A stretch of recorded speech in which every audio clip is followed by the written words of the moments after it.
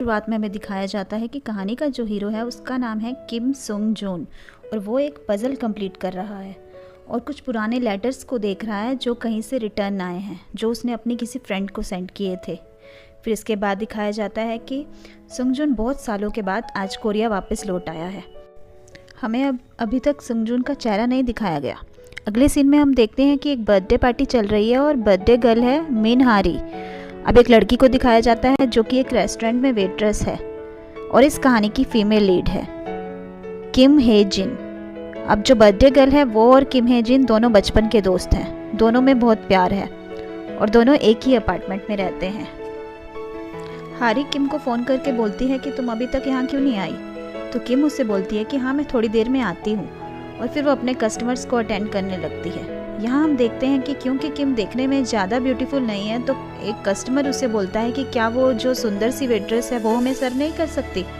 यहाँ किम का दिल तो दुखता है पर उसे अब इन सब बातों की आदत पड़ चुकी है। फिर अपना सारा काम खत्म होने के बाद किम हारी की बर्थडे पार्टी वाली जगह पहुँचती है। हारी अंदर अपने फ्रेंड्स के साथ बैठी होती है और उसके फ्रेंड्स उसको महंगे महंगे गिफ्ट दे रहे हैं पर वो फिर भी खुश नहीं है। तभी हारी किम को देखकर बहुत खुश होती है। उसका एक फ्रेंड उससे बोलता है कि क्या तुम्हारी फ्रेंड इतनी अजीब दिखती है, तो हारी को बहुत गुस्सा आता है। वो कहती है कि तुमने क्या कहा।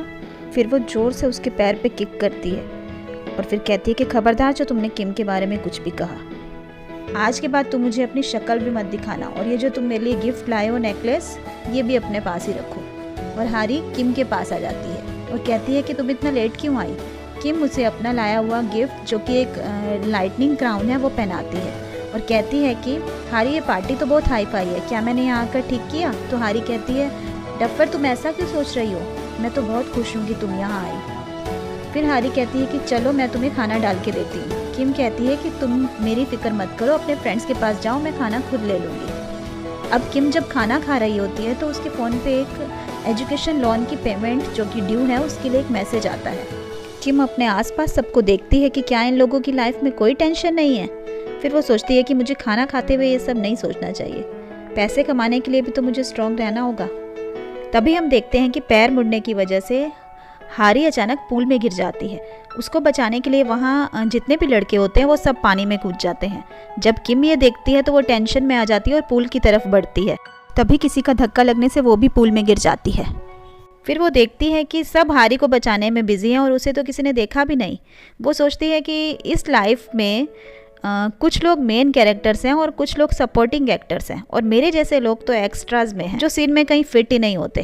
फिर वो उदास सी वहाँ से फ़ौरन निकल जाती है और अपने घर आ जाती है। अगले दिन सुबह हम देखते हैं कि किम और हारी जो एक साथ ही रहते हैं वो दोनों एक दूसरे से बिल्कुल अपोजिट हैं।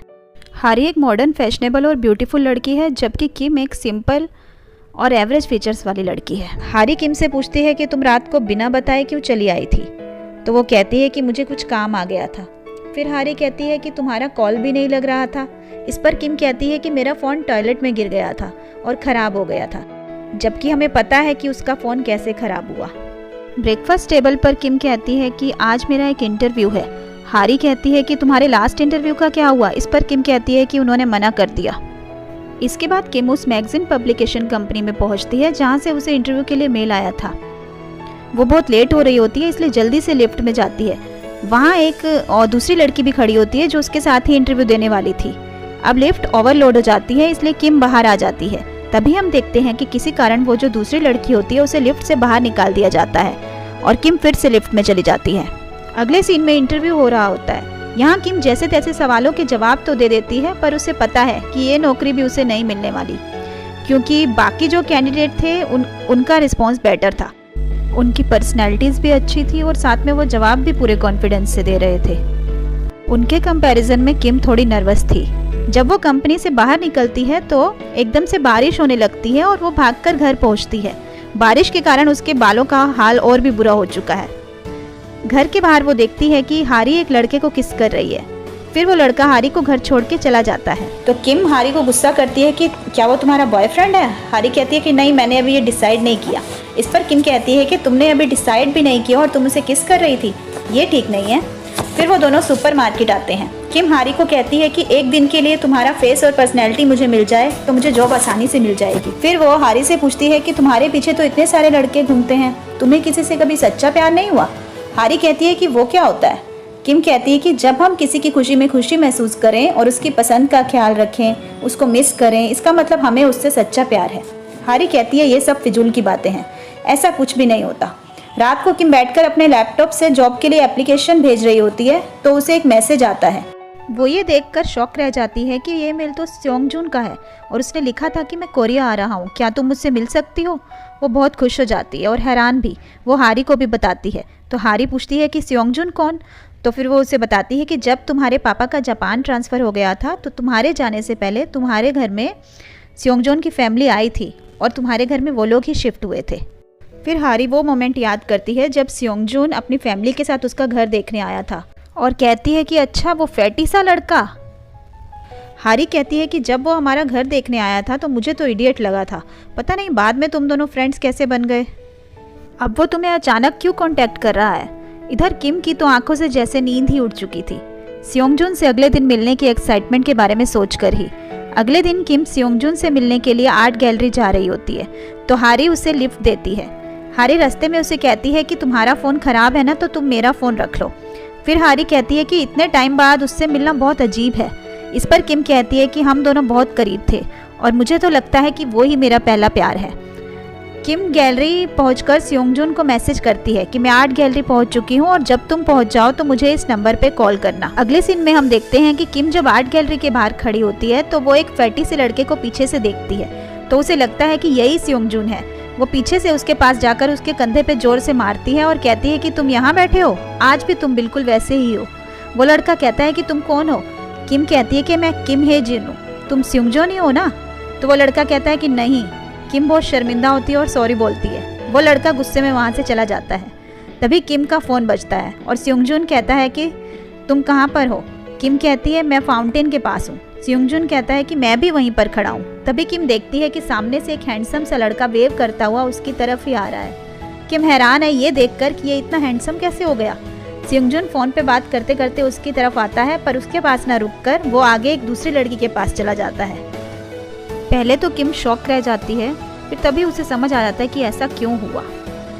ऐसा इसलिए हुआ क्योंकि जब वो छोटी थी तो स्कूल टाइम में बहुत ब्यूटीफुल थी और सब लड़के उस पर फिदा रहते थे और तब स्योंगजून क्योंकि फैटी था उसे सब चिढ़ाते थे और आज वो इतनी अगली हो गई है कि अब स्योंगजून ने भी उसे नहीं पहचाना। किम बहुत ज़्यादा दुखी हो जाती है। अब जब स्योंगजून को वो लड़की बताती है कि मैं किम नहीं हूँ तो वो वापस किम से फ़ोन पे बात करता है कि तुम कहाँ हो।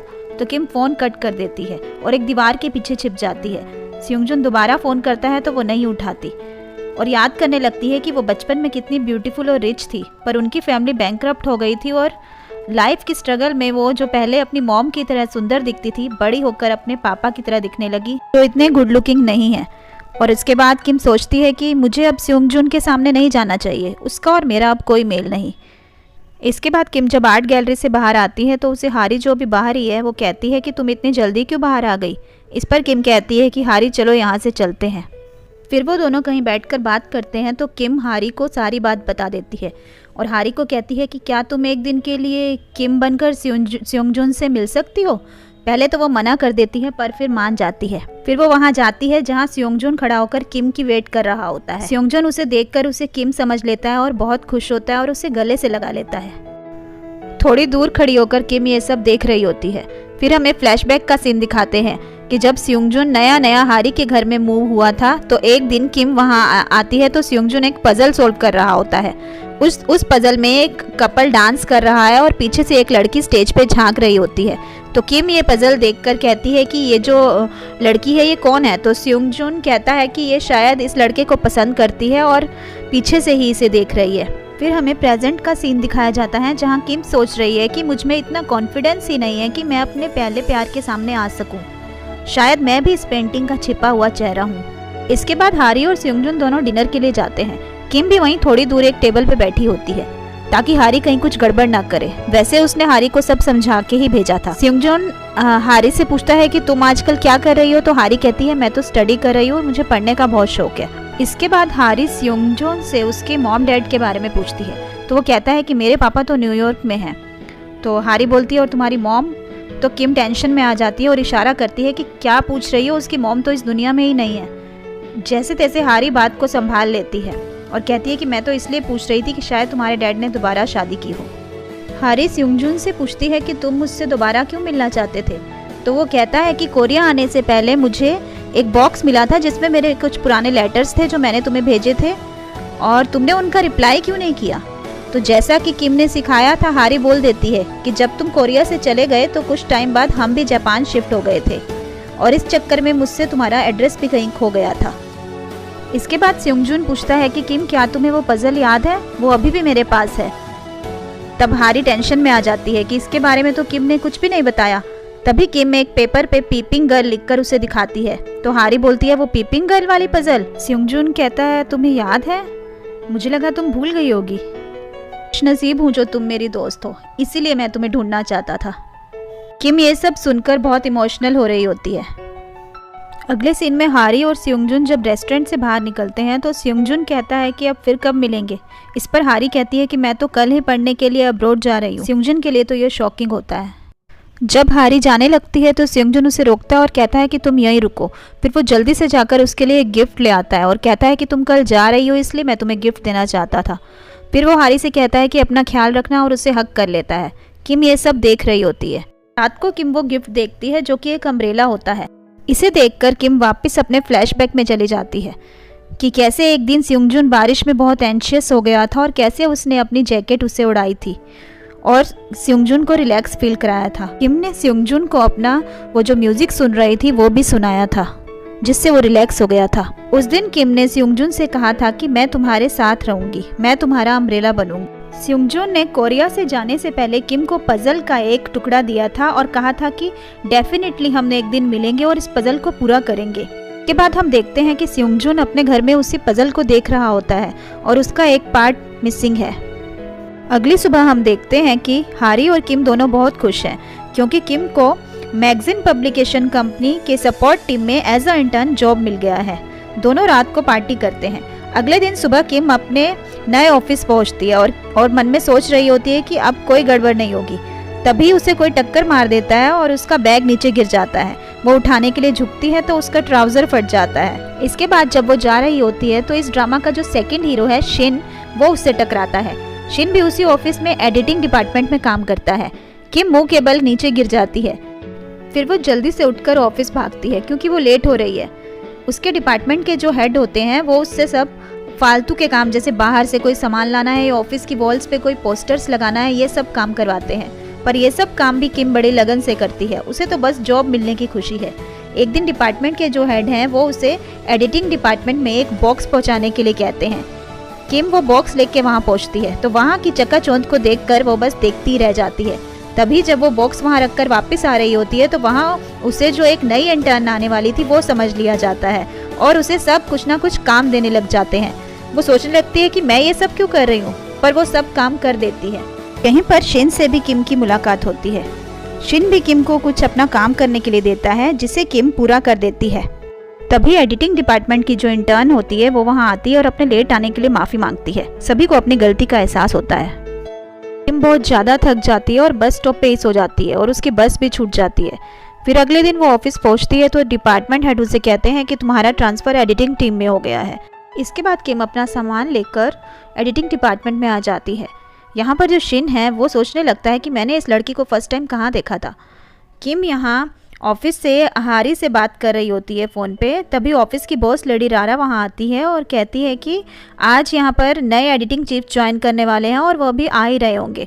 फिर हम देखते हैं कि स्योंगजुन ऑफिस में आ जाता है। किम की तो आंखें फटी की फटी रह जाती हैं। शिन को भी यहीं पर याद आ जाता है कि ये तो वही लड़की है जिससे मैं टकरा गया था। किम की हैरानी और स्योंगजुन के स्माइल के साथ ये एपिसोड यहीं पे ख़त्म हो जाता है।